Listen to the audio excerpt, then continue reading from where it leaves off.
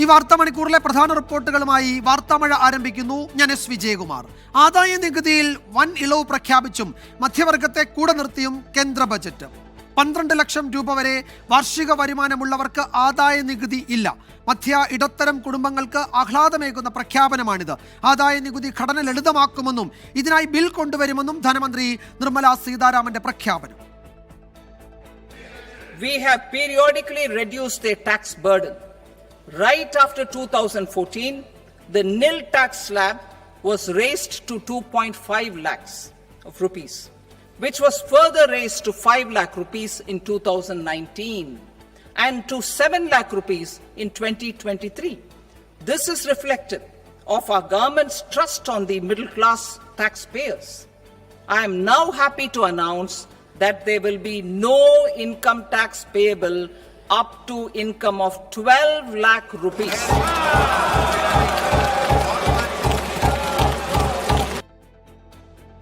ചരിത്രത്തിലെ ഏറ്റവും വലിയ നികുതി ഇളവാണ് ബജറ്റിൽ പ്രഖ്യാപിച്ചത്. ഇൻഷുറൻസ് മേഖലയിലെ വിദേശ നിക്ഷേപം 100% ഉയർത്തി. സ്വകാര്യ പങ്കാളിത്തത്തിന് ആണവ നിയമത്തിൽ ഭേദഗതി വരുത്തുമെന്ന നിർണായക പ്രഖ്യാപനവും ധനമന്ത്രി നടത്തി. The FDI limit for the insurance sector will be raised from 74 to 100%. This enhanced limit will be available for those companies which invest the entire premium in India. The current guardrails and conditionalities associated with foreign investment will be reviewed and simplified. കാർഷിക വായ്പാ പരിധി ബജറ്റിൽ ഉയർത്തി. വിദ്യാഭ്യാസ മേഖലയ്ക്കും AI സാങ്കേതിക വിദ്യയ്ക്കും ഊന്നൽ നൽകുന്ന പ്രഖ്യാപനങ്ങളും ബജറ്റിലുണ്ട്. 1 മണിക്കൂർ 16 മിനിറ്റ് നീളുന്ന ബജറ്റാണ് ധനമന്ത്രി ഇന്ന് അവതരിപ്പിച്ചത്.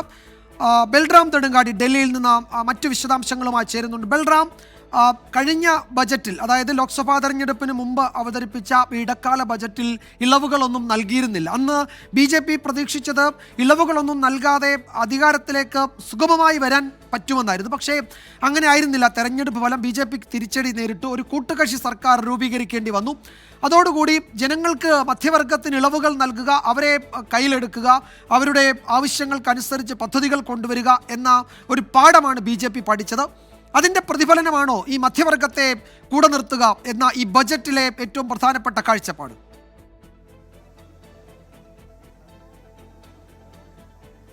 വിജയകുമാർ, തീർച്ചയായും കഴിഞ്ഞ തെരഞ്ഞെടുപ്പുകളിൽ ഉൾപ്പെടെ ഈ രാജ്യത്തെ മധ്യവർഗം അവർ അതൃപ്തരാണ് എന്ന് വ്യക്തമാക്കിയിരുന്നു. കാരണം രാജ്യത്തെ വിലക്കയറ്റത്തിന്റെയും തൊഴിലില്ലായ്മയുടെയും അടക്കമുള്ള എല്ലാ ദുരിതങ്ങളുടെയും ഏറ്റവും കൂടുതൽ ഇതുകൊണ്ടുള്ള കഷ്ടതകൾ അനുഭവിക്കേണ്ടി വരുന്ന വിഭാഗം മധ്യവർഗമാണ്. അവർ അതൃപ്തരാണ്. അത് പരിഹരിക്കുന്നതിനാവശ്യമായ പ്രഖ്യാപനങ്ങൾ ഇത്തവണ ബജറ്റിൽ ഉണ്ടാകുമെന്ന് ഈ ബജറ്റ് പ്രഖ്യാപിക്കുന്നതിന് മുമ്പായി തന്നെ വിലയിരുത്തലുകൾ ഉണ്ടായിരുന്നു. അതിനെ പൂർണ്ണമായും ശരിവെക്കുന്ന തരത്തിലുള്ള ഒരു ബജറ്റ് തന്നെയാണ് ധനമന്ത്രി നിർമ്മല സീതാരാമൻ ഇന്ന് അവതരിപ്പിച്ചിരിക്കുന്നത്. അത് പ്രത്യേകിച്ച് ഈ ആദായ നികുതിയുടെ കാര്യത്തിൽ അതിന്റെ പരിധി 7 ലക്ഷത്തിൽ നിന്നും 10 ലക്ഷമായി ഉയർത്തിയേക്കും എന്നായിരുന്നു ഇരുന്നത് എങ്കിൽ അതിനപ്പുറത്തേക്ക് 12 ലക്ഷമായി ഉയർത്തിക്കൊണ്ടുള്ള ഒരു അപ്രതീക്ഷിത പ്രഖ്യാപനം ധനമന്ത്രിയുടെ ഭാഗത്തു നിന്നും ഉണ്ടായിരിക്കുന്നു. ഇതോടുകൂടി ഇതിന്റെ ഗുണഭോക്താക്കളുടെ പരിധി ഏതാണ്ട് ഇരട്ടിയോളമായി മാറുകയാണ്.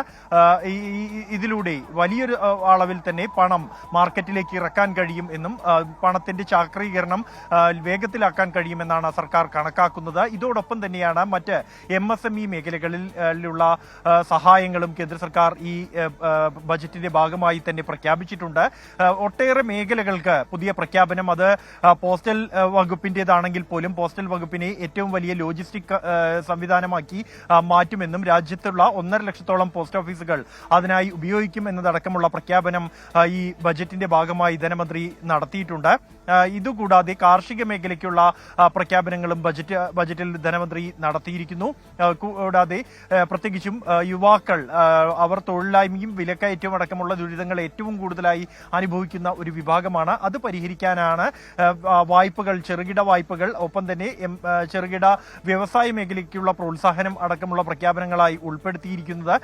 എന്നാൽ ആദായ നികുതിയിലുള്ള പ്രഖ്യാപനം തന്നെയാണ് ഈ ബജറ്റിലെ ഏറ്റവും വലിയ ഒരു പ്രഖ്യാപനമായി വിലയിരുത്തപ്പെടുന്നത്. പ്രത്യേകിച്ചും പ്രത്യേകിച്ചും ഇത് 12 ലക്ഷമായി ഉയർത്തിയതോടൊപ്പം തന്നെ പുതിയ ആദായ നികുതി നിയമം നിലവിലുള്ള പല സങ്കീർണമായ വകുപ്പുകളും പരിഹരിച്ചുകൊണ്ട് നിലവിലുള്ള നിയമത്തിന്റെ പകുതി മാത്രം വരുന്ന ഒരു നിയമം, പേജുകളുടെ എണ്ണത്തിലും ടെക്സ്റ്റുകളുടെ എണ്ണത്തിലും പകുതിയോളം മാത്രമായിരിക്കും പുതിയ നിയമമെന്നും അത് അടുത്തയാഴ്ച അവതരിപ്പിക്കും എന്നുമാണ് ധനമന്ത്രി നിർമ്മലാ സീതാരാമൻ പ്രഖ്യാപിച്ചത്. ഒപ്പം തന്നെ വിജയകുമാർ നേരത്തെ പറഞ്ഞതുപോലെ തന്നെ ബീഹാറുമായി ബന്ധപ്പെട്ട ഒട്ടേറെ പ്രഖ്യാപനങ്ങൾ ഈ ബജറ്റിൽ ഉണ്ടായിട്ടുണ്ട് എന്നുള്ളതും യാഥാർത്ഥ്യമാണ്. കഴിഞ്ഞ ഇടക്കാല ബജറ്റിലും ബീഹാറിനും ഒപ്പം തന്നെ ആന്ധ്രാപ്രദേശിനും ഒട്ടേറെ പ്രഖ്യാപനങ്ങൾ ഉണ്ടായിരുന്നു. സഖ്യകക്ഷികളെ തൃപ്തരാക്കാൻ വേണ്ടിയാണ് ആ പ്രഖ്യാപനങ്ങൾ എന്നായിരുന്നു ആ ഘട്ടത്തിൽ വിലയിരുത്തിയിരുന്നത്. JDU-വിനെ ചേർത്ത് നിർത്തുന്നതിന് വേണ്ടി ആണ് പ്രഖ്യാപനം എന്ന് വിലയിരുത്തിയത് എങ്കിൽ ഇപ്പോൾ ഈ ബജറ്റിലും ബീഹാറിനായി 4 പ്രധാന പ്രഖ്യാപനങ്ങളുണ്ട്. ഫുഡ് ടെക്നോളജി ഇൻസ്റ്റിറ്റ്യൂട്ട്, കൂടാതെ ഗ്രീൻഫീൽഡ് എയർപോർട്ട്, മക്കാന ബോർഡ് അടക്കമുള്ള പ്രഖ്യാപനങ്ങൾ ബീഹാറിനായി ഈ ബജറ്റിലുമുണ്ട്. ധനമന്ത്രി എത്തിയത് ബീഹാറി ശൈലിയിലുള്ള വസ്ത്രം ധരിച്ചാണെന്ന് എന്നതടക്കം ബീഹാറിനെ ചേർത്ത് നിർത്താൻ സർക്കാർ ഉദ്ദേശിക്കുന്നു എന്ന സന്ദേശം നൽകാൻ തന്നെ ലക്ഷ്യം വെച്ച് തന്നെയാണ് എന്നാണ് വിലയിരുത്തപ്പെടുന്നത്. ഈ നവംബർ ഡിസംബർ മാസങ്ങളിലായി ബീഹാർ തെരഞ്ഞെടുപ്പ് മുന്നിൽ നിൽക്കുന്ന ഒരു പശ്ചാത്തലത്തിൽ കൂടിയാണ് ഇത്തരത്തിലൊരു നീക്കമെന്നാണ് വിലയിരുത്തപ്പെടുന്നത്. അതേസമയം മധ്യവർഗത്തെ കൂടെ നിർത്താൻ സാങ്കേതിക വൽക്കരണം, വിദ്യാഭ്യാസ മേഖലയിൽ ആധുനികവൽക്കരിക്കാനുള്ള പദ്ധതികളും പ്രഖ്യാപിച്ചിരിക്കുന്നു.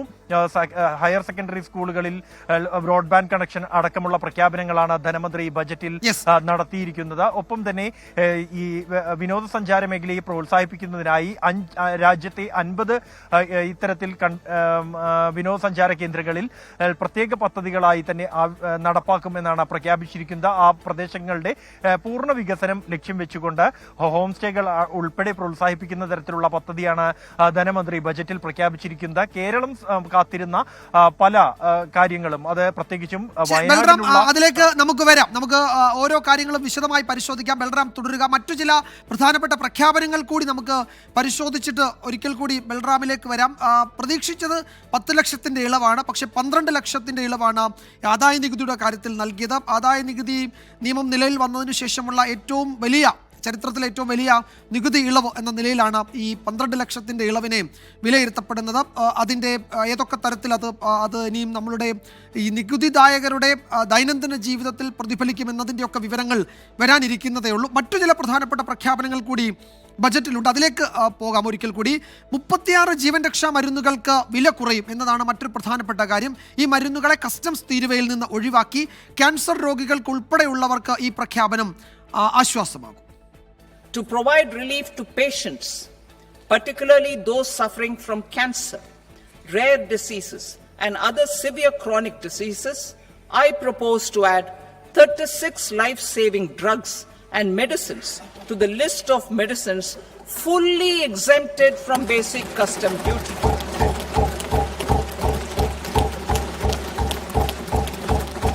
I also propose to add 6 life-saving medicines to the list attracting concessional custom duty of 5%.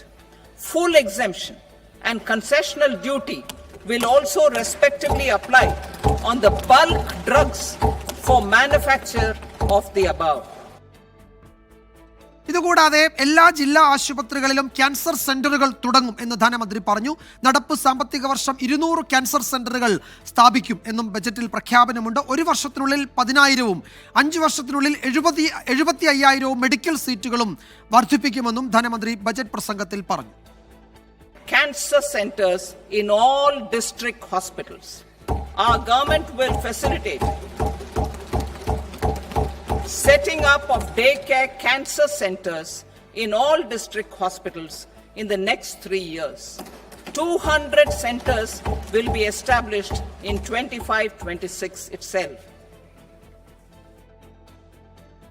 ഈ വർഷം തെരഞ്ഞെടുപ്പ് നടക്കാനിരിക്കുന്ന ബീഹാറിന് പ്രത്യേക പദ്ധതികൾ ബജറ്റിൽ പ്രഖ്യാപിച്ചിട്ടുണ്ട്. പ്രോട്ടീൻ സമൃദ്ധമായ താമരവിത്ത് കൃഷി പ്രോത്സാഹിപ്പിക്കാനായി കർഷകർക്കായി മഖാന ബോർഡ് ആരംഭിക്കും. ഭക്ഷ്യ സംസ്കരണത്തിനായി national institute of food technology സ്ഥാപിക്കും. പട്ന IIT വികസനം, ഗ്രീൻഫീൽഡ് എയർപോർട്ട് ഉൾപ്പെടെ വലിയ പ്രഖ്യാപനങ്ങൾ ബീഹാറിന് വേണ്ടി ബജറ്റിലുണ്ട്. Makhana board in Bihar. For this, there is a special opportunity for the people of Bihar. A Makhana board will be established in the state to improve production, processing, value addition, and marketing of Makana. The people engaged in these activities will be organized into FPOs. The board will provide hand-holding and training support to Makana farmers and will also work to ensure they receive the benefits of all relevant government schemes. Vineetha V G വിവരങ്ങൾ നൽകും ഡൽഹിയിൽ നിന്ന്. വിനീത, ഈ വർഷം അവസാനം ബീഹാറിൽ തെരഞ്ഞെടുപ്പ് ഇത് 5 ദിവസം കൂടി കഴിഞ്ഞാൽ ഫെബ്രുവരി 5-ന് ഡൽഹി പോളിംഗ് ബൂത്തിലേക്ക് പോകുന്നു. അപ്പോൾ ഈ 2 പ്രധാനപ്പെട്ട തെരഞ്ഞെടുപ്പുകൾ കൂടി ഈ ബജറ്റ് തയ്യാറാക്കുന്ന ഘട്ടത്തിൽ ധനമന്ത്രി നിർമ്മലാ സീതാരാമന്റെ മനസ്സിലുണ്ടായിരുന്നു. ഇപ്പോൾ പ്രധാനമന്ത്രി പറഞ്ഞത് ഇടത്തരക്കാർക്ക് മഹാലക്ഷ്മിയുടെ സൗഭാഗ്യമുണ്ടാകാൻ പോകുന്ന ബജറ്റ് എന്നാണ് പറഞ്ഞത്. അപ്പോൾ തന്നെ ഈ ബജറ്റ് മിഡിൽ ക്ലാസ്സിനെ ലക്ഷ്യം വെച്ചുള്ള വലിയ ഇളവുകൾ നൽകും എന്ന് ഏതാണ്ട് ഉറപ്പായിരുന്നു. രാഷ്ട്രപതിയുടെ നയപ്രഖ്യാപന പ്രസംഗത്തിലും പാവപ്പെട്ടവർ, ഇടത്തരക്കാർ എന്നിങ്ങനെ തുടർച്ചയായി പറഞ്ഞുകൊണ്ടേയിരുന്നു. അപ്പോൾ അത് തെരഞ്ഞെടുപ്പ് എന്നത് തന്നെയാണ് അതിലെ ഒരു ഊന്നൽ എന്ന് ആ ഘട്ടത്തിൽ തന്നെ എല്ലാവരും വിലയിരുത്തിയതാണ്. അതുപോലെ തന്നെ അവർക്ക് വലിയ ആനുകൂല്യങ്ങൾ, ആശ്വാസമൊക്കെ പ്രഖ്യാപിച്ചിട്ടുണ്ട് ബജറ്റിൽ. ഇതിനോടുള്ള പ്രതിപക്ഷത്തിന്റെ പ്രതികരണം വന്നിട്ടുണ്ടോ? എങ്ങനെയാണ് ഈ ബീഹാർ ഡൽഹി തെരഞ്ഞെടുപ്പുമായി ബന്ധപ്പെട്ട രാഷ്ട്രീയത്തെ പ്രതിപക്ഷം വിലയിരുത്തുന്നത് ഈ ബജറ്റിന് ശേഷം?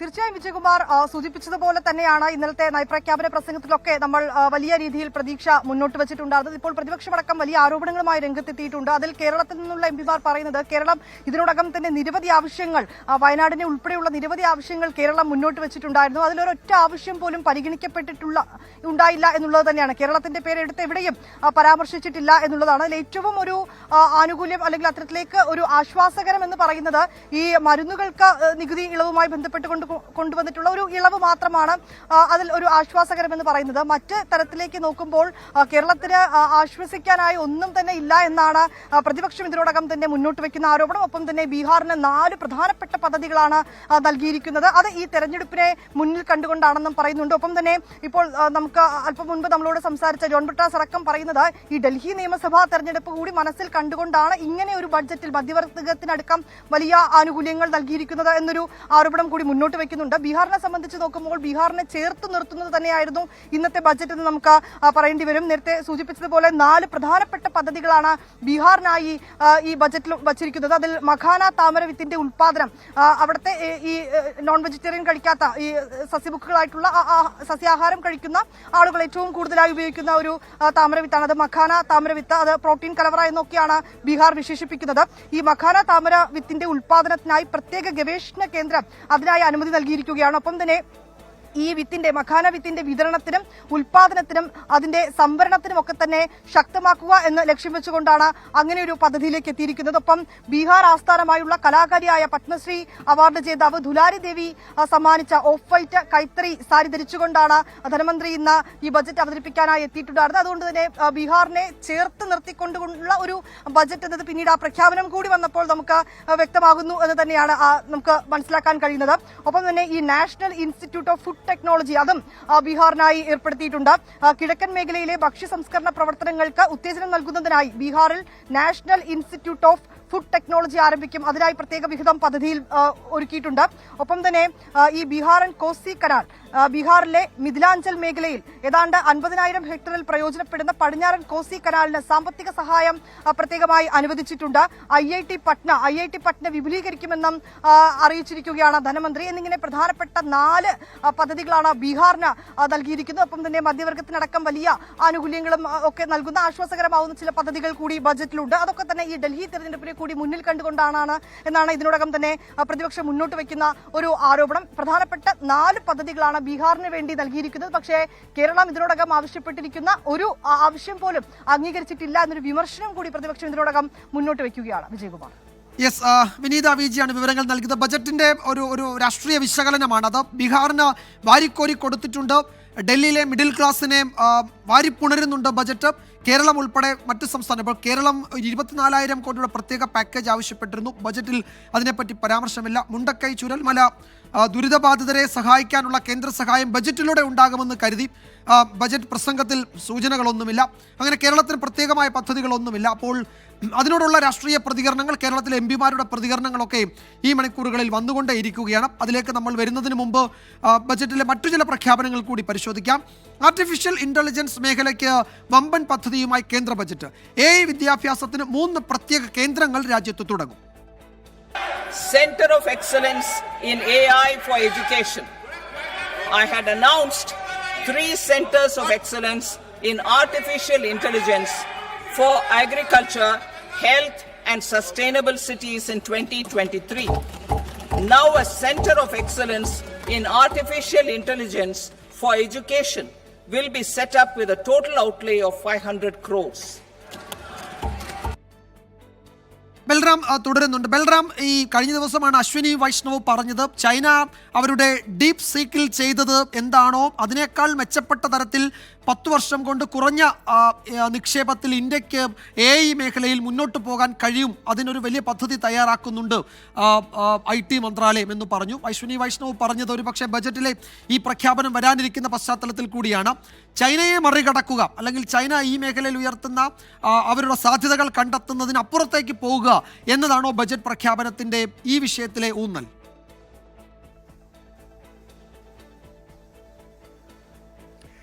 വിജയകുമാർ, അങ്ങനെ തന്നെ നമുക്ക് വിലയിരുത്തേണ്ടി വരും. പ്രത്യേകിച്ച് ഈ ഇന്ത്യയുടെ വികസിത് ഭാരത് 2047 എന്നിവ യാഥാർത്ഥ്യമാക്കാൻ ആവശ്യമായ കാൽവെപ്പുകൾ ഈ ബജറ്റിൽ ഉണ്ട് എന്നാണ് സർക്കാർ അവകാശപ്പെടുന്നത്. കഴിഞ്ഞ ദിവസം അശ്വിനി വൈഷ്ണവ് ഇതുമായി ബന്ധപ്പെട്ട് AI സാങ്കേതിക വിദ്യയുമായി ബന്ധപ്പെട്ടുള്ള ഇന്ത്യയുടെ സ്വപ്ന പദ്ധതികൾ, ലക്ഷ്യങ്ങൾ എന്നിവ വ്യക്തമാക്കിയിരുന്നു. അതിലുള്ള ഒരു കാൽവെപ്പാണ് AI വിദ്യാഭ്യാസവുമായി ബന്ധപ്പെട്ടുള്ള പ്രഖ്യാപനം ഈ ബജറ്റിൽ ഉൾപ്പെടുത്തിയത്. ഇനിയും വലിയ പ്രഖ്യാപനങ്ങൾ ഉണ്ടായേക്കും ബജറ്റിൽ എന്ന വിലയിരുത്തൽ ഉണ്ടായിരുന്നുവെങ്കിലും AI ഈ ബജറ്റിൽ ഇടം പിടിച്ചു എന്നുള്ളത് ശ്രദ്ധേയമാണ്. ഒപ്പം ഇത് ചൈന എന്ന ഈ സാങ്കേതിക മേഖലയിൽ ഒപ്പം തന്നെ ഉൽപാദനത്തിൽ ഏറ്റവും കൂടുതൽ മുന്നേറ്റം നടത്തിക്കൊണ്ടിരിക്കുന്ന രാജ്യത്തിന് വെല്ലുവിളി ഉയർത്താൻ ലക്ഷ്യം വെച്ച് തന്നെയാണ് ഇത്തരത്തിലൊരു നീക്കം എന്ന് നമുക്ക് വിലയിരുത്താം. ഇതോടൊപ്പം തന്നെയാണ് ലിഥിയം ബാറ്ററിയുടെ പ്രാദേശികമായ ഉൽപാദനം പ്രോത്സാഹിപ്പിക്കുന്നതിനായി ഉള്ള പ്രഖ്യാപനങ്ങളും ബജറ്റിൽ ഉൾപ്പെടുത്തിയിട്ടുണ്ട് എന്നുള്ളത്. നിലവിൽ ഇപ്പോൾ ലോകത്ത് തന്നെ ബാറ്ററി, മൊബൈൽ ഫോണിന്റേതായാലും വാഹനങ്ങളുടേതായാലും ബാറ്ററി ഉൽപാദനത്തിൽ ഏറ്റവും മുന്നിൽ നിൽക്കുന്ന രാജ്യമാണ് ചൈന. ആ മേഖലയിലേക്ക് കൂടി ഇന്ത്യ ശ്രദ്ധ കേന്ദ്രീകരിക്കുന്നു. അത്തരത്തിലൊരു പ്രഖ്യാപനവും ഈ ബജറ്റിൽ ഉണ്ട്. ഈ ബാറ്ററി നിർമ്മാണത്തിന്റെ അസംസ്കൃത വസ്തുക്കളുടെ തീരുവ കുറച്ചുകൊണ്ടാണ് ഈ ഉൽപാദനം വർദ്ധിപ്പിക്കാൻ ആവശ്യമായ ഒരു പ്രഖ്യാപനം, അത്തരത്തിലുള്ള ഒരു നീക്കം കേന്ദ്ര സർക്കാർ ഈ ബജറ്റിലൂടെ നടത്തുന്നത്. ഇത്തരത്തിൽ വിവിധ മേഖലകൾ, പ്രത്യേകിച്ച് സാങ്കേതിക വിദ്യ, നിർമ്മാണ ഉൽപാദന മേഖലകൾ എന്നിവ കേന്ദ്രീകരിച്ചുകൊണ്ട് രാജ്യത്തെ ഒരു ദീർഘകാല ലക്ഷ്യം വെച്ചുകൊണ്ടുള്ള പ്രഖ്യാപനങ്ങൾ ഈ ബജറ്റിൽ ഉൾപ്പെടുത്തിയിട്ടുണ്ട് എന്നാണ് സർക്കാർ അവകാശപ്പെടുന്നത്. അതിന്റെ ഉദാഹരണമായാണ് ഈ ബാറ്ററി നിർമ്മാണം പ്രോത്സാഹിപ്പിക്കാനുള്ള നീക്കത്തെ ചൂണ്ടിക്കാണിക്കുന്നത്. സമാനമായി തന്നെ മറ്റ് മേഖലകൾ, MSME മേഖലയുമായി ബന്ധപ്പെട്ട് നടത്തിയിരിക്കുന്ന പ്രഖ്യാപനങ്ങൾ, ഈ വായ്പാ ലളിതവൽക്കരണവുമായി ബന്ധപ്പെട്ട് നടത്തിയിരിക്കുന്ന പ്രഖ്യാപനങ്ങൾ എന്നിവയും പ്രാദേശിക ഉൽപാദനം അല്ലെങ്കിൽ കുടിൽ വ്യവസായം എന്നിവയെ പ്രോത്സാഹിപ്പിക്കാൻ ലക്ഷ്യം വെച്ച് തന്നെയാണ്. ചൈനയ്ക്ക് ഒരു വെല്ലുവിളിയായി രാജ്യത്തെ ഉയർത്തിക്കൊണ്ടുവരിക എന്നത് തന്നെയാണ് ഇതിലൂടെ ലക്ഷ്യം വെക്കുന്നത്. കൂടാതെ ഈ ആഭ്യന്തര വിപണിയിൽ പണം എത്തിക്കാൻ ആവശ്യമായ പ്രഖ്യാപനങ്ങളും ഈ ബജറ്റിൽ ഉൾപ്പെടുത്തിയിട്ടുണ്ട് എന്നുള്ളത് അത്തരത്തിലുള്ള നീക്കമുണ്ടാകുമെന്ന് നേരത്തെ പ്രതീക്ഷിച്ചിരുന്നു. അത് ഈ അടിസ്ഥാന സൗകര്യ വികസന മേഖലയ്ക്കൊപ്പം തന്നെ വിദേശ നിക്ഷേപത്തിലൂടെയും അത് സാധ്യമാക്കാനുള്ള നീക്കം നടക്കുന്നു എന്നുള്ളത് തന്നെയാണ്. ഇത് തന്നെയാണ് ഈ ഇൻഷുറൻസ് മേഖലയിലേക്ക് 100% വിദേശ നിക്ഷേപം എന്ന പ്രഖ്യാപനം വ്യക്തമാക്കുന്നത്. ഇതോടൊപ്പം തന്നെ അതിൽ വെച്ചിരിക്കുന്ന ഒരു വ്യവസ്ഥ എന്നുള്ളത് ഈ പ്രീമിയം തുക മുഴുവനായും രാജ്യത്ത് തന്നെ ചെലവഴിക്കണം എന്നുള്ളതാണ്. ഇതിലൂടെ ആ പണം ഉൾപ്പെടെ വിപണിയിലേക്ക് എത്തിക്കാൻ കഴിയുമെന്നും ജനങ്ങളുടെ കൈവശത്തേക്ക് അല്ലെങ്കിൽ സാധാരണക്കാരുടെ, ഇടത്തരക്കാരുടെ കയ്യിലേക്ക്, വിപണിയിലേക്ക് പണം എത്തിക്കാൻ കഴിയും എന്നുള്ളത് തന്നെയാണ് ഈ ഒരു നീക്കങ്ങളിലൂടെ കണക്കാക്കുന്നത് അത് തന്നെയാണ് ബൽറാം, വളരെ പ്രധാനപ്പെട്ടത് തന്നെയാണ്. ഇടത്തരക്കാരുടെ കയ്യിൽ കൂടുതൽ പണമുണ്ടാവുക, അങ്ങനെ വിപണി ചലിക്കുക, അതിലൂടെ സമ്പദ് വ്യവസ്ഥ വളരുക. ഇതാണ് ഒരുപക്ഷെ ഈ ആദായ നികുതി ഇളവ് കൊണ്ട് കേന്ദ്ര സർക്കാർ ഉദ്ദേശിക്കുന്നത്. പക്ഷേ ആ പണം ഓഹരി വിപണിയിലേക്ക് എത്തില്ല എന്നതുകൊണ്ടാണോ എന്നറിയില്ല. ഈ പ്രഖ്യാപനം വന്ന ശേഷം ഓഹരി വിപണിയിൽ വലിയ സന്തോഷമില്ല. ഒരു 300, 350, 400 പോയിന്റിന്റെ ഉയർച്ച മാത്രമേ സെൻസെക്സിലുള്ളൂ. ഒരു ഘട്ടത്തിൽ 1000 പോയിന്റിന് മുകളിലേക്ക് വന്നതാണ്. അതുകൊണ്ട് അതിലൊരു ആശയക്കുഴപ്പം ക്യാപിറ്റൽ മാർക്കറ്റിനുണ്ട്, അല്ലെങ്കിൽ ഓഹരി വിപണികൾക്കുണ്ട് എന്ന് തോന്നുന്നു. അത്ര വലിയ സന്തോഷം ഓഹരി വിപണിയിൽ കാണാനില്ല. പക്ഷേ അപ്പോഴും ഈ വാഹന ഓഹരികളുടെയൊക്കെ വില ഉയർന്നു തന്നെ നിൽക്കുന്നുണ്ട് എന്നതും പ്രധാനപ്പെട്ടതാണ്. ഇതിൽ ഈ ന്യൂക്ലിയർ മേഖലയിലേക്കുള്ള സ്വകാര്യ നിക്ഷേപം, അതുപോലെ ഇൻഷുറൻസ് മേഖലയിലെ 100% വിദേശ നിക്ഷേപം, ഈ വിഷയത്തിലൊക്കെ രാഷ്ട്രീയ പ്രതികരണങ്ങൾ ഇടതു പാർട്ടികൾക്കൊക്കെ വലിയ വിയോജിപ്പുള്ള കാര്യമാണ്. അതിലൊക്കെ പ്രതികരണം വരാനിരിക്കുന്നുണ്ട്. പക്ഷേ ഇപ്പോൾ വരുന്നത് കേരളവുമായി ബന്ധപ്പെട്ട നിരാശ എന്നതാണ്. കേരളത്തിൻ്റെ ഒരാവശ്യങ്ങളും പരിഗണിച്ചില്ല എന്നാണ് ജോൺ ബ്രിട്ടാസ് MP വിമർശിച്ചത്. ഡൽഹി തെരഞ്ഞെടുപ്പ് ലക്ഷ്യം വെച്ചാണ് ബജറ്റെന്നും ജോൺ ബ്രിട്ടാസ് കുറ്റപ്പെടുത്തി. കേരളത്തിൻ്റെ ദീർഘകാലത്തെ ഒരാവശ്യത്തോടും പ്രതികരിച്ചില്ല എന്ന് മാത്രമല്ല, പൂർണ്ണമായിട്ടുള്ളൊരു അവഗണനയാണ് ബജറ്റിൽ പ്രതിഫലിക്കുന്നത്. എത്രത്തോളം രാഷ്ട്രീയ സങ്കുചിതത്വമാണ് ഈ ബജറ്റിൽ പ്രതിഫലിക്കുന്നത് എന്നുള്ള കാര്യം ഈ ഒരു പരാമർശം കൊണ്ട് തന്നെ വ്യക്തമാകുന്നതാണ്. കേരളത്തിൻ്റെ കാർഷിക മേഖലയെ താങ്ങി നിർത്തുന്ന റബ്ബറിൻ്റെ ഇറക്കുമതി തീരുവ വർദ്ധിപ്പിച്ച് റബ്ബർ കർഷകരെ രക്ഷപ്പെടുത്തണമെന്നുള്ള ആവശ്യത്തോട് ഈ ബജറ്റ് മുഖംതിരിഞ്ഞു നിൽക്കുകയാണ്. കേന്ദ്ര ബജറ്റിൽ ബീഹാറിന്റെ തെരഞ്ഞെടുപ്പ് മുന്നിൽ കണ്ടുള്ള പ്രഖ്യാപനങ്ങൾ മാത്രമെന്ന് പി സന്തോഷ് കുമാർ MP. കേരളത്തിന്റെ പേര് പ്രത്യേകമായി എടുത്തു പറഞ്ഞുള്ള പദ്ധതികൾ ഉണ്ടായില്ല. ബജറ്റ് കേരളത്തെ നിരാശപ്പെടുത്തുന്നുവെന്നും പി സന്തോഷ് കുമാർ 24-നോട് പറഞ്ഞു. ആകമൊത്തം പറഞ്ഞാൽ കേരളത്തെ സംബന്ധിച്ചിട്ട് വളരെ നിരാശജനകം.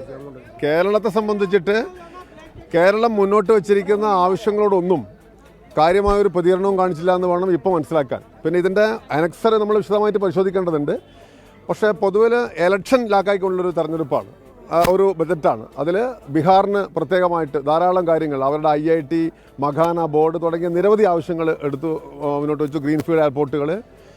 പൊതുവിൽ കേരളം പോലുള്ള സംസ്ഥാനത്തിന് ഒട്ടും പ്രതീക്ഷ നൽകുന്ന ഒന്നല്ല ബജറ്റിൻ്റെ പ്രഖ്യാപനങ്ങൾ എന്നുള്ളതാണ്. തെരഞ്ഞെടുപ്പ് ബീഹാർ തെരഞ്ഞെടുപ്പാണ് ലക്ഷ്യം. ആന്ധ്രയിൽ തെരഞ്ഞെടുപ്പ് ഇല്ലാത്തതുകൊണ്ട് ആന്ധ്ര ഇപ്പോൾ ഒഴിവാക്കുകയും ചെയ്തു.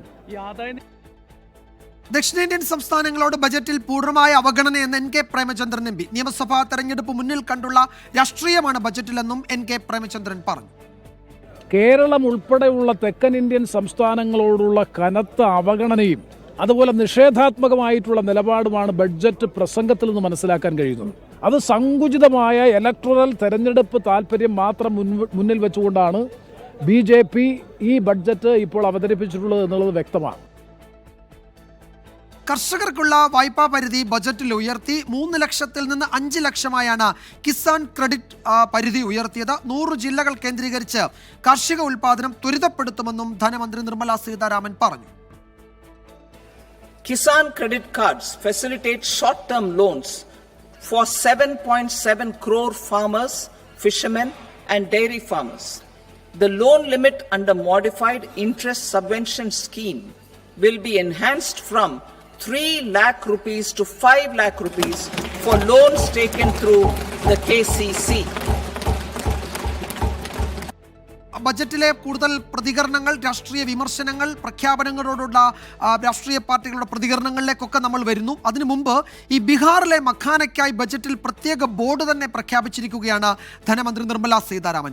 എന്താണ് മഖാന? നമുക്ക് പരിശോധിക്കാം. സസ്യാഹാരികളുടെ പ്രോട്ടീനാണ് മഖാന എന്നറിയപ്പെടുന്ന താമരവിത്ത്. ഫിറ്റ്നസ് പ്രേമികളുടെ ഇഷ്ടവിഭവം. കാൽസ്യം, മഗ്നീഷ്യം, ഇരുമ്പ്, ഫോസ്ഫറസ് എന്നിവയാണ് പ്രധാനമായും മഖാനയിൽ അടങ്ങിയിരിക്കുന്നത്. കലോറി കുറവായതുകൊണ്ട് ശരീരഭാരം കുറയ്ക്കുന്നവർക്ക് ഇത് ധൈര്യമായി കഴിക്കാം. എല്ലുകളുടെ ആരോഗ്യം മെച്ചപ്പെടുത്തുകയും പഞ്ചസാരയുടെ അളവ് നിയന്ത്രിക്കുകയും ചെയ്യും മഖാന. ബ്രോക്കറേജ് സ്ഥാപനമായ സെറോദയുടെ സഹസ്ഥാപകനായ നിഖിൽ കാമത്തിന്റെ മഖാനയുമായി ബന്ധപ്പെട്ട എക്സ്പോസ്റ്റ് സോഷ്യൽ മീഡിയയിൽ ചർച്ചയായിരുന്നു. ലോകവിപണിയിൽ വിൽക്കാൻ സാധിക്കുന്ന ഇന്ത്യൻ ബ്രാൻഡ് എന്നായിരുന്നു പോസ്റ്റ്. ലോകത്തിലെ മഖാനയുടെ 90% ഉൽപ്പാദിപ്പിക്കുന്നത് ബീഹാറിലാണ്. ബീഹാറിലെ മിഥിലാഞ്ചലിലെ മധുബനിയിലാണ് മഖാന കൃഷി തുടങ്ങിയത്. Pakistan, China, Malaysia, Bangladesh, Canada എന്നീ രാജ്യങ്ങളിലും മഖാന കൃഷി ചെയ്യുന്നുണ്ട്. News desk 24.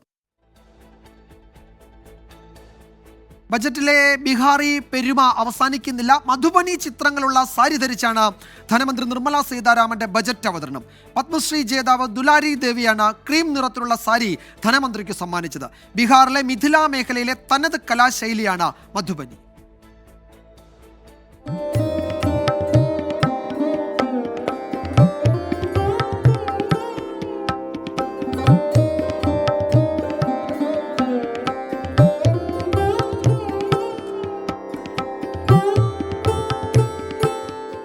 ബജറ്റ് ദിനത്തിലെ താരം ധനമന്ത്രിയാണ്.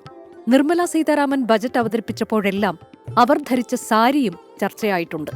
ഇക്കുറി ക്രീം നിറത്തിലുള്ള മധുബനി സാരി ധരിച്ചാണ് ബജറ്റ് അവതരണം.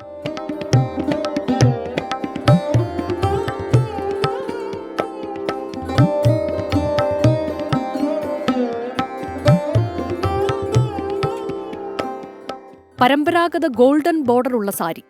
ഇതിലെ മധുബനി ചിത്രങ്ങളാണ് ശ്രദ്ധേയം. അറിയപ്പെടുന്ന മധുബനി കലാകാരി ദുലാരി ദേവിയാണ് നിർമ്മല സീതാരാമന് സാരി സമ്മാനിച്ചത്.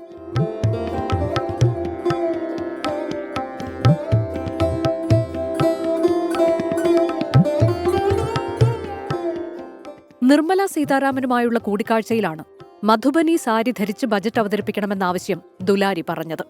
ദാരിദ്ര്യത്തിന്റെയും ജാതി വിവേചനത്തിന്റെയും നാളുകളെ അതിജീവിച്ചാണ് ദുലാരി ദേവി കലാമേഖലയിൽ മികവ് കാട്ടിയത്. മധുബനി കലാശൈലിയിലെ മികവ് പരിഗണിച്ചാണ് ദുലാരി ദേവിക്ക് പത്മശ്രീ പുരസ്കാരം നൽകി രാജ്യം ആദരിച്ചത്. 24 ഡൽഹി. ഇനി നമ്മൾ പോകുന്നത് മറ്റു ചില ബജറ്റ് പ്രഖ്യാപനങ്ങളിലേക്ക് തന്നെയാണ്. സംസ്ഥാനങ്ങൾക്ക് അടിസ്ഥാന സൗകര്യ വികസനത്തിന് പലിശരഹിത വായ്പ 50 വർഷത്തേക്കാണ് പലിശരഹിത വായ്പ. ഇതിനായി 1.5 ലക്ഷം കോടി രൂപ വകയിരുത്തുമെന്ന് ധനമന്ത്രി നിർമ്മല സീതാരാമൻ പറഞ്ഞു. Support to states for infrastructure. An outlay of 1.5 lakh crore is proposed for the 50-year interest-free loans to states for capital expenditure and incentives for reforms. Insurance സ്ഥാപനങ്ങൾക്ക് 100% വിദേശ നിക്ഷേപം അനുവദിക്കാനുള്ള നീക്കം പൊതുമേഖലാ സ്ഥാപനങ്ങളെ തകർക്കുമെന്ന് രമേശ് ചെന്നിത്തല. കേരളത്തെ പാടെ അവഗണിച്ചുവെന്നും രമേശ് ചെന്നിത്തല കുറ്റപ്പെടുത്തി.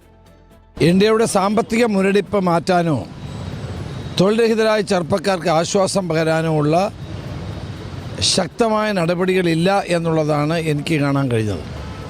മാത്രമല്ല LIC പോലുള്ള മേഖലകളിൽ 100% വിദേശ നിക്ഷേപം അനുവദിക്കുക വഴി ഇന്ത്യയിലെ ഏറ്റവും വലിയ പൊതുമേഖലാ സ്ഥാപനമായ അതിൻ്റെയും പ്രവർത്തനങ്ങളെ തകർക്കാനാണ് സർക്കാർ ശ്രമിക്കുന്നത്.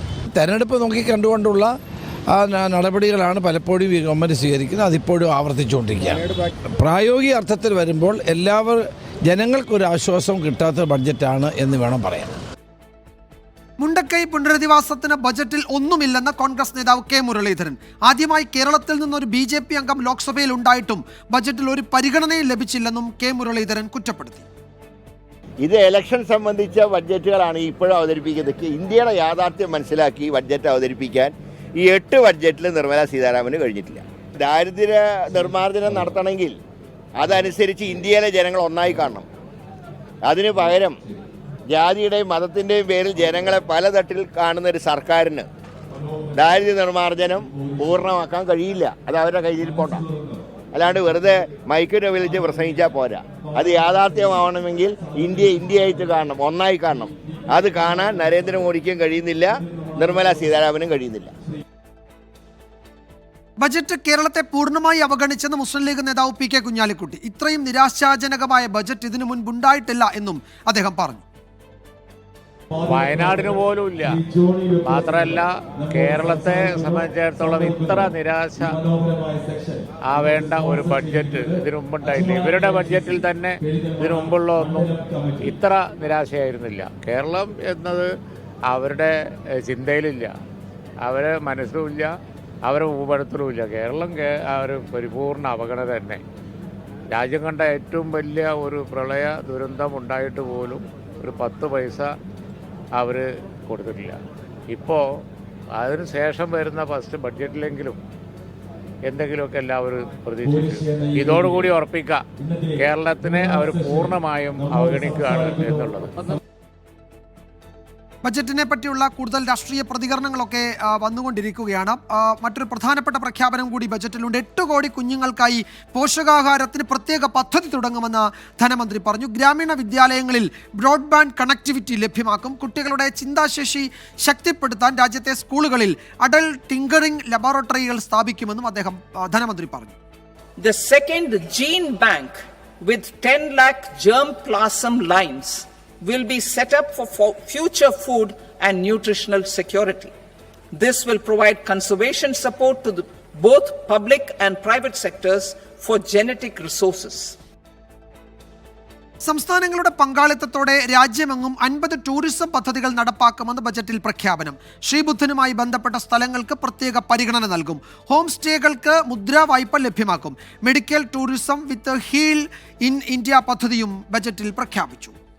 Providing Mudra loans for homestays, improving ease of travel and connectivity to tourist destinations, providing performance-linked incentives to states for effective destination management, including tourist amenities, cleanliness, and marketing efforts, and introducing streamlined e-visa facilities along with visa fee waivers for certain tourist groups. Budget വാർത്തകളിലേക്ക് നമ്മൾ പിന്നീട് മടങ്ങി വരും. മറ്റു ചില പ്രധാന റിപ്പോർട്ടുകൾ കൂടി പരിശോധിക്കുകയാണ് വാർത്താമഴ. ചോറ്റാനിക്കര കൊലപാതക കേസിലെ പെൺകുട്ടിയുടെ പോസ്റ്റ്മോർട്ടം പൂർത്തിയായി. പെൺകുട്ടിക്കെതിരെ ലൈംഗിക അതിക്രമത്തിന് ശ്രമം നടന്നിട്ടുണ്ട്. പ്രതിക്കെതിരെ കുറ്റകരമായ നരഹത്യ എന്ന വകുപ്പ് കൂടി ചുമത്തുമെന്ന് ചോറ്റാനിക്കര SHO പറഞ്ഞു.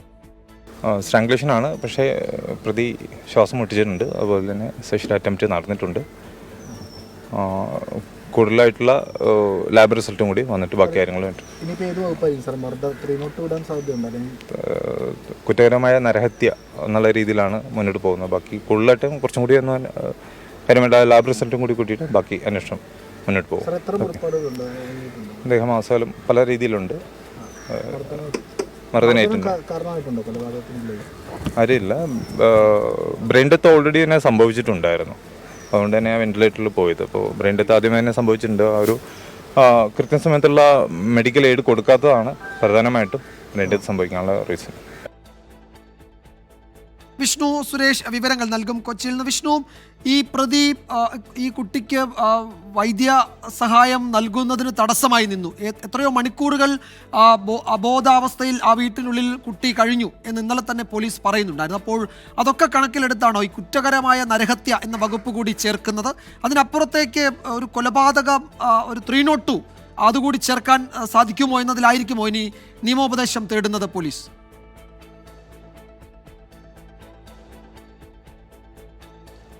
വിജയകുമാർ, നിലവിലെ സാഹചര്യത്തിൽ 302 ചുമത്താൻ പറ്റില്ല. കാരണം ഇത് മർദ്ദനം, ഈ മർദ്ദനം ഈ മരണത്തിലേക്ക് നയിച്ചിട്ടില്ല. സ്ട്രാങ്കുലേഷൻ തന്നെയാണ്. അതായത് കഴുത്തിൽ കയർ കുരുങ്ങിയതാണ് മസ്തിഷ്ക മരണം സംഭവിക്കാൻ കാരണമായത്.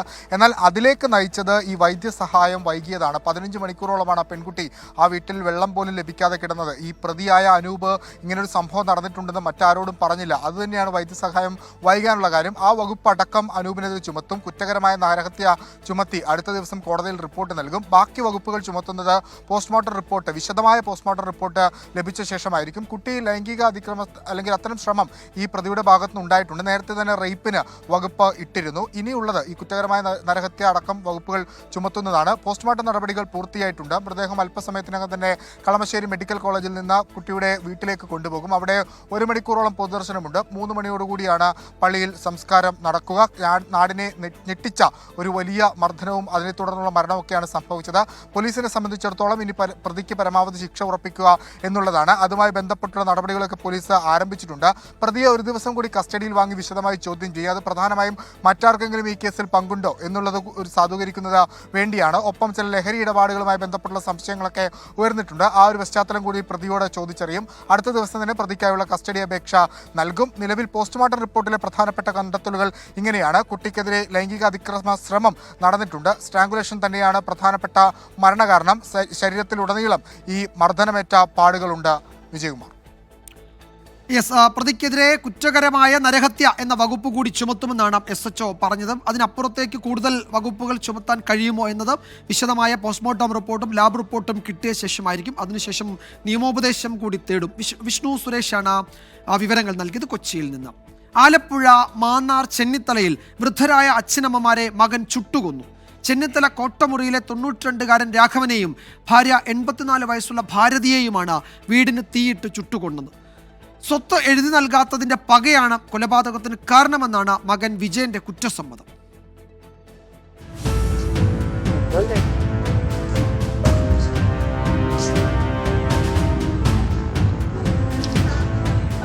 ഇന്ന് പുലർച്ചെ 3:30-യോടെയാണ് വീട്ടിൽ നിന്നും തീ ആളിപ്പടരുന്നത് അയൽവാസികൾ കണ്ടത്. നാട്ടുകാരും ബന്ധുക്കളും ചേർന്ന് തീയണയ്ക്കാൻ ശ്രമിച്ചു. പിന്നാലെ അഗ്നിരക്ഷാസേനയും എത്തി. അപ്പോഴേക്കും രാഘവനും ഭാരതിയും വെന്തു മരിച്ചു. വീട് പൂർണ്ണമായും കത്തിയമർന്നു. വെളുപ്പിനെയായപ്പോൾ ഭയങ്കര വെട്ടം വന്നു ജനലുകളുടെ ഗ്ലാസ്സിനകത്ത്. ആ വെട്ടം വന്നപ്പോൾ പിന്നെ ഞങ്ങൾ 3 പേരുണ്ട് ഇറങ്ങി നോക്കി വരണം. ഭയങ്കര തീയാളി കത്തുക. അത് കെടുത്താൻ ഒരു നിവർത്തിയില്ല. ഞാൻ അലർക്കി കൊണ്ട് അങ്ങോട്ടും ഇങ്ങോട്ട് പോവുക, അല്ലാതെ എന്നെ കൊണ്ട് ഒന്നും ചെയ്യാൻ പറ്റുന്നില്ല. വൃദ്ധരായ മാതാപിതാക്കൾക്കൊപ്പം താമസിച്ചിരുന്ന മകൻ 60-കാരൻ വിജയനെ കസ്റ്റഡിയിലെടുത്ത് ചോദ്യം ചെയ്തതോടെ കുറ്റം സമ്മതിച്ചു. സ്വത്തിനു വേണ്ടി മാതാപിതാക്കളെ നിരന്തരം ഉപദ്രവിച്ചിരുന്ന മകൻ വിജയൻ ഇവരെ കൊല്ലുമെന്ന് പറഞ്ഞിരുന്നുവെന്ന് ബന്ധുക്കൾ പറയുന്നു. വിജയനെ പോലീസ് വിശദമായി ചോദ്യം ചെയ്തു വരികയാണ്. പിന്നെ ഇനി കത്തിച്ചതാണോ, അത് ഷോർട്ട് സർക്യൂട്ട് ആണോ, എന്തുപയോഗിച്ച് കത്തിച്ചു, ഈ കാര്യങ്ങളെല്ലാം അന്വേഷിക്കുന്നതിൻ്റെ ഭാഗമായിട്ട് സീനിൽ പോകണം. അവിടെ വെച്ച് ഈ പറയുന്ന ഫോറൻസിക്കിൻ്റെയും ഫിംഗർ പ്രിന്റിൻ്റെയും ഡോഗ് സ്ക്വാഡിൻ്റെ എല്ലാ സഹായത്തോടുള്ള അന്വേഷണത്തിലൂടെ മാത്രമേ നമുക്ക് കൃത്യമായിട്ടുള്ള ഉറപ്പിക്കാൻ കഴിയുള്ളൂ. മൃതദേഹങ്ങൾ പോസ്റ്റ്മോർട്ടത്തിന് ശേഷം ബന്ധുക്കൾക്ക് കൈമാറും. നാളെയാണ് സംസ്കാരം. 24 ആലപ്പുഴ. ഈ കൊലപാതകത്തിൽ കൂടുതൽ പ്രതികരണങ്ങൾ പോലീസിന്റെ ഭാഗത്തുനിന്നുണ്ടാകുന്നുണ്ട്. ജില്ലാ പോലീസ് മേധാവി MP മോഹനചന്ദ്രൻ പറയുന്നത് പ്രതി കൃത്യം നടത്തിയത് ഒറ്റയ്ക്കാണ്. വീട് മുഴുവൻ പെട്രോൾ ഒഴിച്ച ശേഷം കത്തിക്കുകയായിരുന്നു. കൊലപാതകത്തിന് ശേഷം ആത്മഹത്യ ചെയ്യാനായിരുന്നു പ്രതിയുടെ പദ്ധതി. അതിനു മുൻപേ പോലീസ് പിടികൂടി. അച്ഛനെയും അമ്മയെയും വകവരുത്താൻ മകൻ വിജയൻ കഴിഞ്ഞ ഡിസംബർ 15 മുതൽ ശ്രമം തുടങ്ങി എന്നുകൂടിയാണ് ജില്ലാ പോലീസ് മേധാവി പറയുന്നത്. മൃതദേഹം പൂർണ്ണമായി കത്തിക്കരിഞ്ഞതിനാൽ ഇൻക്വസ്റ്റ് നടപടികൾ ഉൾപ്പെടെ അതിന്റെ തുടർ നടപടികൾ വൈകും എന്നുകൂടി ഇപ്പോൾ ജില്ലാ പോലീസ് മേധാവി സൂചിപ്പിക്കുകയാണ്. അപ്പോൾ ആ വിവരം കൂടി ഈ ഘട്ടത്തിൽ വരുന്നുണ്ട്. നമ്മൾ മറ്റൊരു റിപ്പോർട്ടിലേക്ക് കടക്കുന്നു. ബാലരാമപുരത്തെ 2.5 വയസ്സുകാരിയുടെ കൊലപാതകത്തിൽ അമ്മയ്ക്ക് നേരിട്ട് പങ്കില്ല എന്ന വിലയിരുത്തലിൽ അന്വേഷണ സംഘം. ശ്രീധുവിനോടുള്ള വിരോധം കുഞ്ഞിന്റെ കൊലപാതകത്തിലേക്ക് നയിച്ചു എന്നാണ് പോലീസ് പറയുന്നത്. ജോത്സൻ പ്രദീപിന് പണം നൽകിയെന്ന മൊഴി ഇന്നലത്തെ ചോദ്യം ചെയ്യലിലും ശ്രീധു ആവർത്തിച്ചു. കൂടുതൽ വ്യക്തതയ്ക്കായി പോലീസ് ഇരുവരുടെയും മൊബൈൽ ഫോണുകൾ ഫോറൻസിക് പരിശോധനയ്ക്ക് അയക്കും. ആവർത്തിച്ചുള്ള ചോദ്യം ചെയ്യലിലും കൊലപാതകത്തിൽ പങ്കില്ലെന്ന മൊഴിയിൽ ഉറച്ചു നിൽക്കുകയാണ് ശ്രീധു. പല ഘട്ടങ്ങളിലായി ജോത്സൻ പ്രദീപിന് പണം നൽകി. നേരിട്ടാണ് പണം നൽകിയതെന്നും ശ്രീധു മൊഴി നൽകി. വിശദ പരിശോധനയ്ക്ക് പ്രദീപിനെ ഇന്നും ബാലരാമപുരം സ്റ്റേഷനിലേക്ക് വിളിച്ചു വരുത്തി ചോദ്യം ചെയ്തു. തന്നെ കൊലപാതകവുമായി കൂട്ടിക്കെട്ടാൻ ബോധപൂർവമായ ശ്രമം നടന്നുവെന്ന് പ്രദീപ. ജ്യോതിഷം, പൂജ, മന്ത്രവാദം എന്നിവയായി കൂട്ടിക്കെട്ടാൻ വേണ്ടി ചില ആളുകളെ ബോധപൂർവം ശ്രമിച്ചു. അയാളുടെ സ്വഭാവത്തിൽ ഒരു നിർബന്ധ ബുദ്ധിയും മാനസികമായ ചില വൈകല്യങ്ങളൊക്കെ കണ്ടപ്പോൾ അവരുടെ അമ്മയെ അച്ഛനെയും വിളിച്ച് അയാളെ അങ്ങോട്ട് കൂടെ വിടുകയാണ് ചെയ്തത്. നെയ്യാറ്റിൻകര സബ് ജയിലിൽ കഴിയുന്ന പ്രതി ഹരികുമാറിനായി പോലീസ് ഇന്ന് കസ്റ്റഡി അപേക്ഷ നൽകും. കസ്റ്റഡിയിൽ വാങ്ങി വിശദമായ തെളിവെടുപ്പ് നടത്തും. 4 ടീമുകളായി തിരിഞ്ഞാണ് നിലവിൽ അന്വേഷണം. കൊലപാതകം നടന്ന വീട്ടിൽ ഇന്ന് വീണ്ടും പോലീസ് എത്തി പരിശോധന നടത്തി. 24 തിരുവനന്തപുരം. ഈ മാസം 4-ന് പ്രഖ്യാപിച്ച KSRTC പണിമുടക്കുമായി മുന്നോട്ട് പോകുമെന്ന് TDF. KSRTC CMD-യുമായുള്ള ചർച്ച തീരുമാനമാകാതെ പിരിഞ്ഞു. ശമ്പള വിതരണം ഉൾപ്പെടെയുള്ള ആവശ്യങ്ങൾ ഉന്നയിച്ചാണ് സമരത്തിന് ആഹ്വാനം ചെയ്തിരിക്കുന്നത്. ജയശങ്കർ വിവരങ്ങൾ നൽകും തിരുവനന്തപുരത്തു നിന്ന്. ജയശങ്കർ, ഇന്നത്തെ ചർച്ചയിൽ എന്തുകൊണ്ടാണ് ഒരു ധാരണ ഉണ്ടാകാതെ പോയത്? എന്താണ് ഈ ശമ്പള വർധന ഉൾപ്പെടെ അത് കൃത്യമായി നൽകുന്നത് ഉൾപ്പെടെ നിരവധി ആവശ്യങ്ങൾ ഉണ്ടല്ലോ ജീവനക്കാർക്ക്. അതിൽ ഒന്നിലും മാനേജ്മെന്റ് അനുകൂലമായ അനുഭാവപൂർണമായ പ്രതികരണം നടത്തിയില്ല എന്നാണോ കരുതേണ്ടത്? അതായത് കഴിഞ്ഞ ദിവസമാണ് TDF ഇത്തരത്തിൽ പണിമുടക്ക് നോട്ടീസ് നൽകുന്നത്. അതായത് 3-ാം തീയതി അർദ്ധരാത്രി മുതൽ ഒരു ദിവസം പണിമുടക്കുമെന്ന തരത്തിലായിരുന്നു നോട്ടീസ് നൽകിയത്. ഇതിന് പിന്നാലെയാണ് നടപടിക്രമങ്ങളുടെ ഭാഗമായി CMD ഇന്ന് TDF നേതാക്കളെ വിളിച്ച ചർച്ച നടത്തിയത്. ഈ ചർച്ചയിൽ മാനേജ്മെൻറ്റ് മുന്നോട്ട് വെച്ച കാര്യങ്ങളൊന്നും തന്നെ ഇവർ അംഗീകരിച്ചില്ല. ഇവർ കൃത്യമായി തങ്ങൾക്ക് കൃത്യമായ രീതിയിൽ മാസം ശമ്പളം തരണം, ഒപ്പം തന്നെ DA കുടിശ്ശിക ഉൾപ്പെടെയുള്ള കാര്യങ്ങൾ കൃത്യമായി നൽകണം, പെൻഷൻ തുക കൃത്യമായി നൽകണം. അങ്ങനെ ഒരു പിടി ആവശ്യങ്ങളാണ് നൽകിയത്. അവരുടെ ഭാഗത്തുനിന്ന് ചിന്തിക്കുമ്പോൾ ആവശ്യങ്ങൾ ന്യായമാണ്. കാരണം ഇന്ന് ഇവിടെ ഇടത് സംഘടനകൾ ഉൾപ്പെടെ ഈ സമാനം ആവശ്യങ്ങൾ ഉന്നയിച്ചുകൊണ്ട് നിരവധി പ്രതിഷേധങ്ങൾ CMD ഓഫീസിന് മുമ്പിൽ ഉൾപ്പെടെ നടത്തുന്ന ഒരു സാഹചര്യമുണ്ട്. അത്തരത്തിൽ ഈ ആവശ്യങ്ങൾ അംഗീകരിക്കാതെ ഇത് എല്ലാം ശരിയാക്കി തരാമെന്ന സ്ഥിരം പല്ലവിയിൽ ഈ സമരത്തിൽ നിന്ന് പിന്മാറില്ല എന്നൊരു നിലപാടാണ് ഈ ചർച്ചയിൽ CMDയോട് TDF നേതാക്കൾ അറിയിച്ചത്. എന്തായാലും ഇതിലൊന്നും തന്നെ കൃത്യമായൊരു ഉറപ്പ് തനിക്ക് നൽകാൻ കഴിയില്ല. സർക്കാരും മന്ത്രിയുമാണ് ഇതിൽ നയപരമായ ഉറപ്പ് തരേണ്ടതെന്നാണ് CMD നേതാക്കളെ അറിയിക്കുകയും ചെയ്തത്. എന്തായാലും സമരവുമായി 4-ാം തീയതി പൂർണ്ണമായ സമരവുമായി മുന്നോട്ട് പോകാനാണ് TDFന്റെ തീരുമാനം. ഈ സൂചന പണിമുടക്ക് കണ്ട് സർക്കാർ കാര്യങ്ങൾ ശരിയാക്കിയില്ലെങ്കിൽ അനിശ്ചിതകാല സമരം എന്നൊരാശയത്തിലേക്കും TDF നീങ്ങുന്നുണ്ട്. എന്തായാലും 4-ാം തീയതി KSRTC ബസ് ഓടിക്കാൻ എന്തായാലും TDF പ്രവർത്തകർ എത്തില്ല. TDFന്റെ മുഴുവൻ പ്രവർത്തകരും KSRTCയിൽ പൂർണ്ണമായി അന്നേ ദിവസം പണിമുടക്കും. വിജയകുമാർ. യെസ്, അപ്പോൾ KSRTCയിലെ പണിമുടക്കുമായി സംഘടന മുന്നോട്ടാണ്. ശമ്പള വിതരണം ഉൾപ്പെടെയുള്ള ആവശ്യങ്ങൾ ഉന്നയിച്ച് സമരത്തിന് ആഹ്വാനം ചെയ്തിരിക്കുന്നത്. പ്രശ്നപരിഹാരത്തിനായി ഇന്ന് KSRTC CMDയുമായി ചർച്ച നടത്തിയെങ്കിലും അതിൽ തീരുമാനം ഉണ്ടായില്ല എന്നാണ് ഞങ്ങളുടെ തിരുവനന്തപുരം ബ്യൂറോ റിപ്പോർട്ട് ചെയ്യുന്ന AV ജയശങ്കറാണ് വിവരങ്ങൾ നൽകിയത്. എറണാകുളം കൂത്താട്ടുകുളം നഗരസഭയിലെ തട്ടിക്കൊണ്ടുപോകലിലും രാഷ്ട്രീയ സംഘർഷത്തിലും പോലീസിന് വീഴ്ച സംഭവിച്ചെന്ന് കണ്ടെത്തൽ. Rural police additional SP M Krishnan ജില്ലാ പോലീസ് മേധാവിക്ക് റിപ്പോർട്ട് നൽകി. സംഘർഷം തടയുന്നതിൽ പോലീസിൽ ഇടപെടൽ ഉണ്ടായില്ല എന്നാണ് പ്രാഥമിക കണ്ടെത്തൽ. കൂത്താട്ടുകുളം നഗരസഭാ കൗൺസിലർ കലാരാജുവിനെ തട്ടിക്കൊണ്ടുപോകുന്നതിന് DYSPയും CIയും കൂട്ടുനിന്നതായിരുന്നു പ്രതിപക്ഷത്തിന്റെ പരാതി. കോടതി നിർദ്ദേശമുണ്ടായിട്ട് പോലീസ് സംരക്ഷണം നൽകിയില്ല. ഈ ആരോപണം സാധൂകരിക്കുന്നതാണ് അഡീഷണൽ SP M കൃഷ്ണന്റെ റിപ്പോർട്ട്. സംഘർഷം തടയാൻ പോലീസ് കാര്യമായി ഇടപെട്ടില്ല. കൗൺസിൽ യോഗത്തിന് സുരക്ഷയൊരുക്കണമെന്ന കോടതി നിർദ്ദേശവും കൂത്താട്ടുകുളം SHO പാലിച്ചില്ല. പോലീസ് വീഴ്ചകൾ അക്കമിട്ട് നിരത്തിയ റിപ്പോർട്ടാണ് നടപടിക്ക് ശുപാർശ ചെയ്ത റൂറൽ SP DIGക്ക് കൈമാറിയത്. കേസിൽ പ്രതികളായ CPM നേതാക്കളുടെ അറസ്റ്റ് തടയണമെന്ന ഹർജി ഹൈക്കോടതിയുടെ പരിഗണനയിലാണ്. വിഷ്ണു സുരേഷ്, 24 കൊച്ചി. എഴുത്തുകാരായ KR മീരയും ബെന്യാമിനും തമ്മിൽ ഫേസ്ബുക്ക് പോര്. കോൺഗ്രസിനെയും ഹിന്ദു മഹാസഭയെയും താരതമ്യം ചെയ്തതിനെ ചൊല്ലിയാണ് വിവാദം. ഗാന്ധിജിയുടെ രക്തസാക്ഷി ദിനത്തിൽ ഗോഡ്സെയെ ആദരിച്ചു എന്ന പത്രവാർത്തയെ KR മീര വിമർശിച്ചിരുന്നു. ഗാന്ധിജിയെ തുടച്ചുമാറ്റാൻ കോൺഗ്രസ് ശ്രമിച്ചിട്ട് നടന്നില്ല. പിന്നെയല്ലേ ഹിന്ദു മഹാസഭ എന്നായിരുന്നു പോസ്റ്റ്. കോൺഗ്രസിനെയും ഹിന്ദു മഹാസഭയെയും താരതമ്യം ചെയ്ത മീരയുടെ ഈ പോസ്റ്റിനെതിരെ കോൺഗ്രസ് നേതാക്കളടക്കം രംഗത്തെത്തി. പിന്നാലെയാണ് എഴുത്തുകാരൻ ബെന്യാമിനും വിമർശനവുമായി എത്തിയത്. KR മീര പറഞ്ഞത് ശുദ്ധ അസംബന്ധമാണെന്നും ഏതിനോട് താരതമ്യം ചെയ്യണമെന്ന് മീരയ്ക്ക് അറിയില്ലെന്നും ബെന്യാമിൻ ഫേസ്ബുക്കിൽ കുറിച്ചു. മീരയുടെ വിമർശനം ഗുണം ചെയ്തത് സംഘപരിവാറിനാണ്. അറിഞ്ഞുകൊണ്ട് എഴുതുന്നത് അപകടമാണെന്നും ബെന്യാമിൻ കുറിച്ചു. ബെന്യാമിന്റെ വിമർശനത്തിനും KR മീര മറുപടി നൽകി. ബെന്യാമിന് വിവരമില്ലായ്മയാണ്. ഗാന്ധി നിന്ദയ്ക്കെതിരെ ശബ്ദിക്കാൻ ബെന്യാമിന് ചങ്കുറപ്പില്ല. രാഷ്ട്രീയ പാർട്ടികളുടെ അപകർഷണം തനിക്കാവശ്യമില്ല. കോൺഗ്രസിനെയും സംഘപരിവാറിനെയും സുഖിപ്പിക്കാനാണ് ബെന്യാമിൻ ശ്രമിക്കുന്നത്. സദാചാരത്തിന്റെ കാവലാളാണെന്ന് ബെന്യാമിൻ മേനി നടിക്കുകയാണെന്നും മീര ഫേസ്ബുക്കിലൂടെ മറുപടി നൽകി. 24 കോട്ടയം. മറ്റൊരു പ്രധാന റിപ്പോർട്ടിലേക്ക്. എറണാകുളം മുനമ്പത്ത് വ്യാജ തിരിച്ചറിയൽ രേഖകളുമായി ബംഗ്ലാദേശ് സ്വദേശികൾ പിടിയിലായ കേസിൽ അന്വേഷണം വ്യാപിപ്പിച്ചു പോലീസ്. വ്യാജ ആധാർ അടക്കമുള്ള രേഖകൾ തയ്യാറാക്കാൻ കേരളത്തിൽ നിന്നും സഹായം ലഭിക്കുന്നുണ്ടോ എന്നും അന്വേഷിക്കുന്നുണ്ട്. 27 ബംഗ്ലാദേശ് സ്വദേശികളാണ് പറവൂരിൽ നിന്നും ഇന്നലെ പിടിയിലായത്. ഭീകര വിരുദ്ധ സ്ക്വാഡും എറണാകുളം റൂറൽ പോലീസും ചേർന്നാണ് ഇവരെ കസ്റ്റഡിയിലെടുത്തത്. പറവൂർ മുനമ്പം ഭാഗത്ത് അന്വേഷണം പുരോഗമിക്കുകയാണ്. വ്യാജ ആധാർ കാർഡ് ഉപയോഗിച്ച് 3 മാസത്തിൽ അധികമായി ഇവർ കേരളത്തിൽ താമസിച്ചിട്ടുണ്ട്. കൂടുതൽ പേരിലേക്ക് അന്വേഷണം വ്യാപിപ്പിക്കുകയാണ് പോലീസ്. എറണാകുളം ചോറ്റാനിക്കരയിലെ 9ാം ക്ലാസ് വിദ്യാർത്ഥിയുടെ ആത്മഹത്യയിൽ വിദ്യാഭ്യാസ വകുപ്പിന്റെ അന്വേഷണം തുടങ്ങി. ജില്ലാ വിദ്യാഭ്യാസ ഓഫീസർ ഗ്ലോബൽ പബ്ലിക് സ്കൂളിലെത്തി വിവരങ്ങൾ ശേഖരിച്ചു. 2 ദിവസത്തിനകം റിപ്പോർട്ട് വിദ്യാഭ്യാസ മന്ത്രിക്ക് കൈമാറും. സ്കൂളിലേക്ക് ഇന്ന് SFI പ്രവർത്തകർ പ്രതിഷേധ മാർച്ച് നടത്തി. അശ്വിൻ പാലാഴി വിവരങ്ങൾ നൽകും കൊച്ചിയിൽ നിന്ന്. അശ്വിൻ, ഇക്കാര്യത്തിൽ സ്കൂൾ മാനേജ്മെന്റ് പറയുന്നത് ഈ ആരോപണ വിധേയരായ വിദ്യാർത്ഥികൾക്കെതിരെ തെളിവ് ലഭിക്കാതെ അവർക്കെതിരെ നടപടിയൊന്നും എടുക്കാൻ കഴിയില്ല എന്നാണ് അവർ നൽകുന്ന വിശദീകരണം. ആ സമയത്തും ഈ മിഹിറിന്റെ കുടുംബാംഗങ്ങൾ ആവർത്തിച്ച് ആ സ്കൂളിൽ ആ കുട്ടിക്ക് നേരിടേണ്ടി വന്ന അതിക്രൂരമായ അതിക്രമത്തിന്റെ വിവരങ്ങൾ ഇന്നലെ പുറത്തു പറയുകയും ചെയ്തു. എന്താണ് വിദ്യാഭ്യാസ വകുപ്പിന്റെ നടപടികൾ? പ്രാഥമിക അന്വേഷണമാണോ ഇന്ന് നടന്നത്?